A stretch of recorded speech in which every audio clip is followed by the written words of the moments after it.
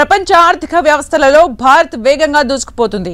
ఈ మాటకి నిదర్శనంగా కేంద్రం విడుదల చేసిన జీడీపీ లెక్కలు నిలుస్తుండగా గడిచిన ఆర్థిక సంవత్సరంలో ఓవరాల్ జీడీపీ గ్రోత్ రేట్ మాత్రం బాగా తగ్గిపోవడం గమనార్హం. అయితే చివరి 3 నెలల వృద్ధి మాత్రం ప్రపంచంలోని ఇతర దేశాల వృద్ధి రేటు కంటే అగ్రభాగాన ఉండటం విశేషం. ఆ లెక్కల వివరాలు ఈ స్టోరీలో చూడండి.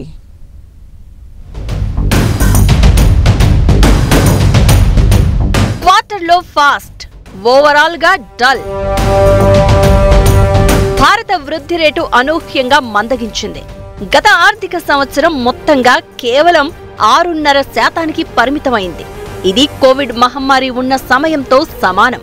అయితే 2024-25 ఆర్థిక సంవత్సరంలోని చివరి 3 నెలల వృద్ధి మాత్రం 7.4%గా నమోదైంది. దీంతో ఇది మిశ్రమ ఫలితంగా చూడాల్సి వస్తుంది. భారత ఆర్థిక వ్యవస్థ ప్రపంచంలోనే అత్యంత వేగంగా వృద్ధి చెందుతోందని ఆర్థిక మంత్రి నిర్మలా సీతారామన్ ప్రకటించిన సమయంలోనే ఈ నెంబర్లు బయటికి వచ్చాయి. దీంతో ఈ డేటాని ఎవరికి వీలుగా వారు అన్వయించుకుంటూ ఉన్నారు.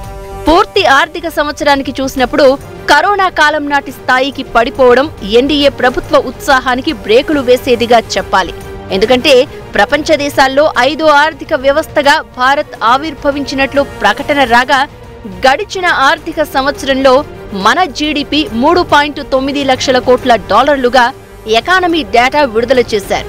రూపాయలలో చూసుకుంటే 330.68 లక్షల కోట్ల ఆర్థిక వ్యవస్థగా గడిచిన ఆర్థిక సంవత్సరంలో భారత్ నిలిచింది.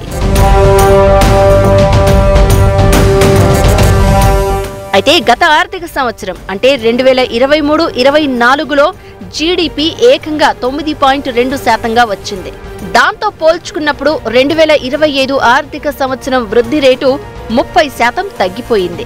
దీనికి కారణాలుగా ఏం చెప్పినా దేశ ఆర్థిక వృద్ధి నిరుడితో పోల్చితే తగ్గిందన్నది నిజం. అలానే జపాన్ తాలూకు 4.19 లక్షల కోట్ల డాలర్లను అధిగమించాలంటే ప్రస్తుత ఆర్థిక సంవత్సరంలో స్థిరంగా 6.5% వృద్ధి రేటు నమోదు చేయాలి.